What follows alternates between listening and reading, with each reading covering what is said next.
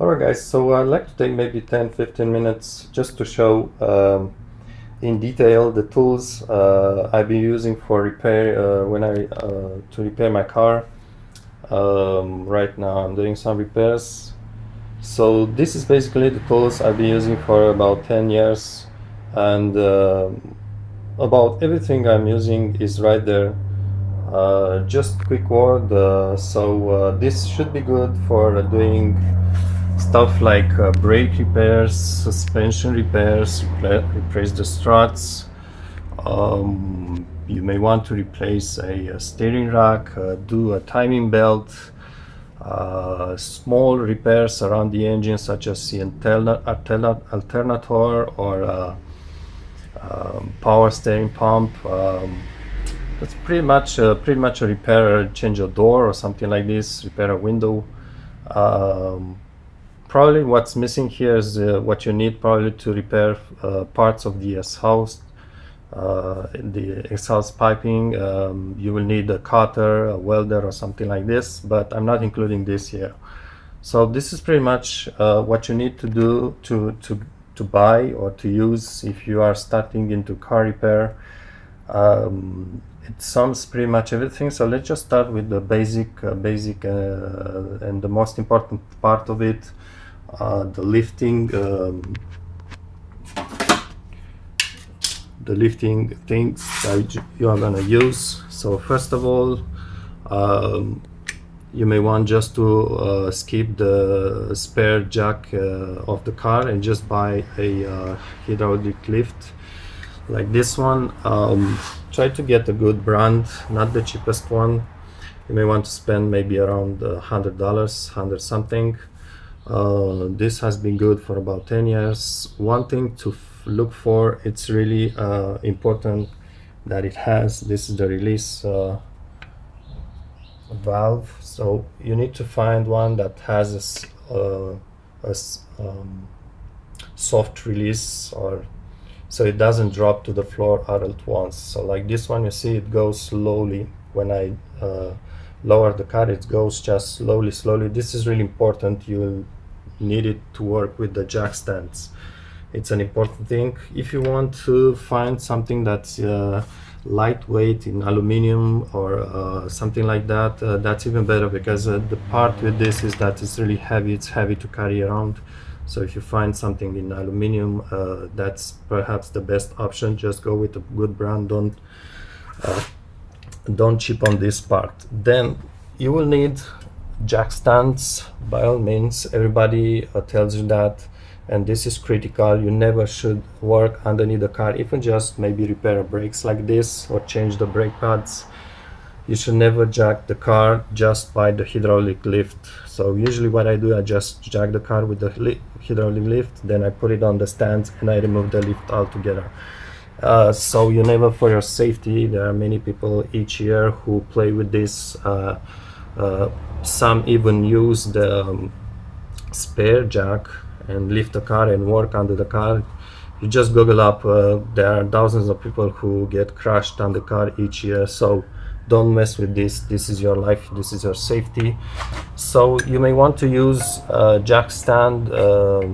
These are really inexpensive. Maybe I won't go with the cheapest price, maybe a good one, it's about $20. Is really your safety. And also it's really important, because when you're working on a car, you're just pulling on big nuts and bolts, so you're forcing on the car is moving. So standing on this is excellent. You may want to start with one, but eventually we'll probably go with buying another one to have the both sides of the car lifted at once. Let's just go with basic tools.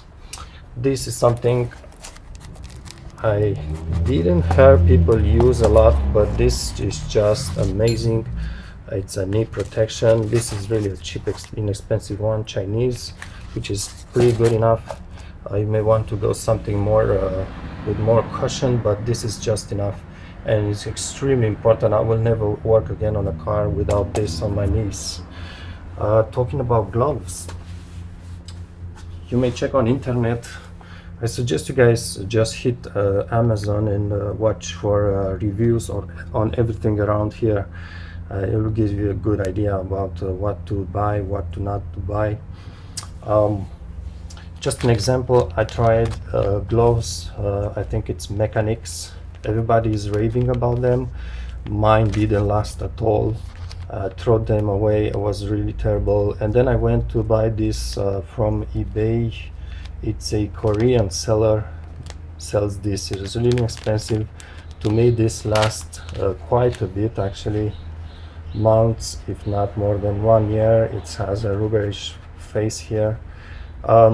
The point with the gloves, it won't be impermeable, it won't be waterproof, but you want them to be really soft and at the same time resistant. You don't want to break them to wear too fast. So, but you want to be them to be really soft so you can feel the bolts. It's really important. You don't use thick gloves, leather gloves or stuff like that. Then you absolutely need rubber gloves like this. Try to get something more chemical resistant, because you'll be working on brakes with brake fluid or transmission fluid. It's really important to have these things. Don't forget them. You may want to have a working lamp, but most of the time I use this headlamp. It's really efficient and it really helps me a lot, instead of just having another lamp with a wire and hanging around. This is really nice to have. Don't forget this when you work on brakes, especially with brake pad. It creates a lot of dust, and some of the dust is not really healthy, so don't forget a mask like this. If you are painting the car, you may need an organic mask, which is bigger, about $50 or so. It's really important because you'll get really dizzy with the sprays and stuff like that. So that's one point. This is really good. I'm not using it a lot, but when I go underneath the car and I need just to remove something and there's rust or dirt just falling into my eyes, this is really good. There are open eyeglasses, but those open ones don't really protect the eyes as good as this one. What to move now to? Let's just go with the penetrating oils. There are several brands on the market, and there's also the WD-40, I think, which is really a weak one. Is not exactly good. This is just my preference. Liquid Wrench. Like I said, everybody has his preference, but keep in mind that these things are not the miracle fluid. In other words, you just don't just spray this on your bolt, which is stuck, 5 minutes before trying to remove the bolt. Usually what I do is just I spray this when I know I'm gonna work on something that's really stuck.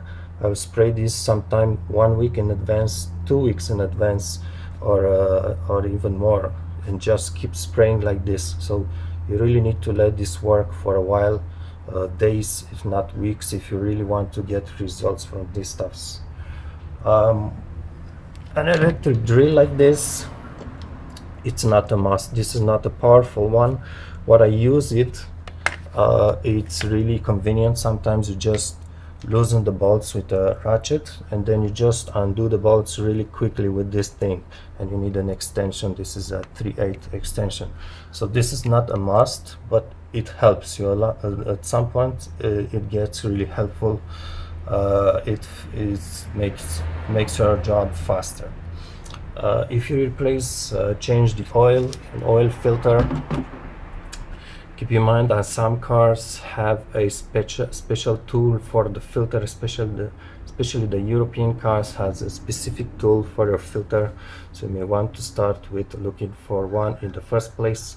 But I usually use this to catch the oil. I don't have an oil pan, because I find that it takes place and it's kind of messy.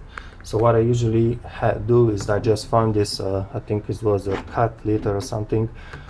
It has a large opening. I just carefully undo the bolt at the oil pan, at the plug, and I do it, and then I just catch the oil right in there, and it's really easy to catch the oil and not to have too many tools for it. So usually what I do is I fill this with old oil, I empty the fresh oil inside the engine, and then I will refill. I will just put old oil in the new canister, and then I bring it to the garage. You never drop this in a toilet or what else. You never ever dispose your oil in the environment. You always bring it to the garage. Okay, let's just go with the tools itself. Really the most popular, if I could say so, the tool I will use the most is the 3/8 of an inch. I would advise two things. First, get a good quality one, a real good quality. Spend more money on this. Why? Because I've used this tool, not this one specifically, I had a better one before, but I use this tool really on 80% of all the work on the car, and sometimes I use it even on big 17 or 18 millimeter bolts. So this is really important, and if you can get one that's really strong, you're gonna save a lot of work, and you won't have to go all the time with the 1/2 inch one. Another thing about it, try to get one with a longer handle, and sometimes you may even have one that has an extendable handle. That's really useful because many times you just need more force on the handle, and many times this one has a longer handle but not the longest. I think they are longer like this, but many of them have a short handle. It is really hard to undo many bolts because of this, and you need to put an extension over it. Speaking about sockets, for my car I use the millimetric ones. You may need to use the imperial, the inches ones, depends on your car. Just inform yourself about it. So a good set of these sockets, it's important. You may want to use extensions. These are 3/8 extension. I really use both of them quite often. This one especially is important for the spark plugs. And speaking of the spark plugs, you need a special probably socket for your type of spark plugs inside your car. It's different from car to car. You may want to look for this in the first place. Replacing spark plugs is quite usual. Then moving on, when working on big suspension bolts, especially the 17, 18 millimeters one, you definitely want just to have this 1/2 inch ratchet. This one has a movable handle. I don't really use it, but just get one, and again, it has to be a good quality because you're going to apply a lot of force on it. Get at least a small extension. Small means this. And again, go with the sockets depending on your car. It's a metric or imperial system. I just put this on the side because I use this on the well lugs. Actually, it's a half inch one, but it fits on the well lug. So you sometimes may want to use this tool to undo your well lugs instead of the tool that's provided with your car. It's easier with this. And speaking about wrenches, this is really critical. You have one of these or similar. Actually, this is from it's an electric piping I brought from the hardware store. It's from the electric department. You just need to get the right diameter inside so it fits this handle and this handle as well, but this one is thicker. I think this is a 2 feet long. That's I mean, every 5 minutes I grab this tool and use it. It's really important. It's an you may call it a cheater bar. It just goes over the handle here, and it gets you a good extension, and you apply much more force than you will do with the handle alone. And then again, you probably use these wrenches. Usually I will stop at 18 millimeters. That would be enough for me, and the smaller one will be 10 millimeters. I just remember in my set I didn't have the 11 millimeters one, so I have to buy it separately. So make sure you have all the numbers in between from 10 to 18 millimeters. On my specific car, which is an European car, Volvo, I have to use these Torx sockets. It's a set, so you buy just as a box with all the grades, all the sizes. So you definitely need to get the socket type, not a small tip for your screwdriver. You definitely need to work with a good and also get a great quality for these ones, because you're gonna force a lot on them, and a cheaper one, it won't just do the work, will break or will twist here, is gonna be damaged very fast. Moving on, I really like this wire mesh. Why? Because you're gonna scratch sometimes corrosion or something like that. But especially what I do with this is, let's just grab a bolt, and I always do this when I remove a bolt from anywhere, especially a big one that's tough to get. I always clean the threads with this thing. So I always clean the threads, and the next time I have to remove it, it's so easy to undo. The nut will go so easily off the bolt. So I always do this when I remove a bolt. Then of course you get some pliers. As usually, this is really nice. It's a small one, and it's very thin here. It's really helpful in several things. And you may want to get a normal plier, but this one I just put it here because it's really useful in some things. This is extremely useful for interior trims, plastic trims. When you remove them, it's a butter knife, so you probably need to use something like that. Screwdrivers, of course, it's important. And also, like I said, on European cars, you need the Torx bits here. Let's just move to this adjustable wrench. This is good, and you probably need it. Usually I just grab it for two things: either to do the adjustment of geometry, the geometry of front wells, because the size of the nut on the tie rod is really, I don't have any socket or any wrench for it. It's too large. So this will be really useful for that, and also for all when you remove the struts from your car. This goes on the knot on the top of the strut. Again, it's a big knot. I don't have wrenches for it, so this happens. You will happen to need it, really need it in some situations, like I said, two of them, because you will need a larger opening and you won't be able to find a socket or a ratchet for it, or a wrench for it.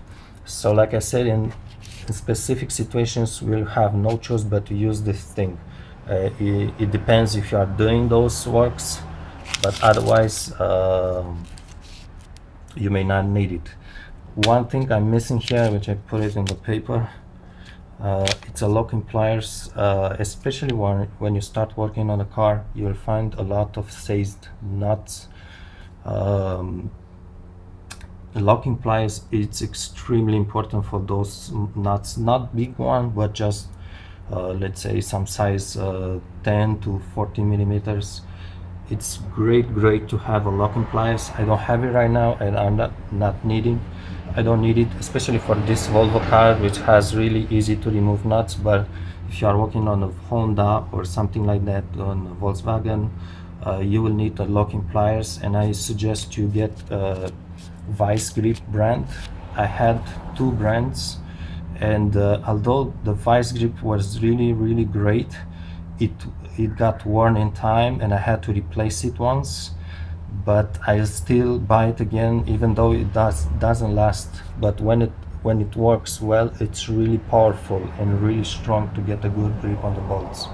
So locking pliers, especially if you are starting to work on a car, especially a Japanese car, for example, it's very important. You will need it.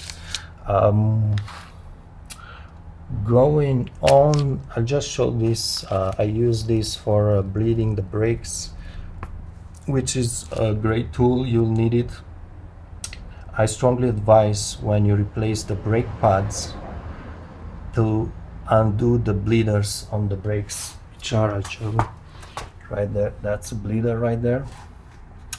The problem with this, and that's where the vice grip may come in very useful, is that these things get stuck oftentimes in there, are really nasty to remove. Sometimes they even break, they shear there if you force on them. But when you replace the pads, I would strongly advise to try to undo it, to have it open when you push back the piston here in the brakes. So for that, or for just bleeding the brakes, it's really good to have a tube like this which fits tight on the bleeder. And if you can get a small can like this, a catch can, it's even better. This makes working on brakes much less messier. Of course, you need tools, toolboxes, depends what you need to have.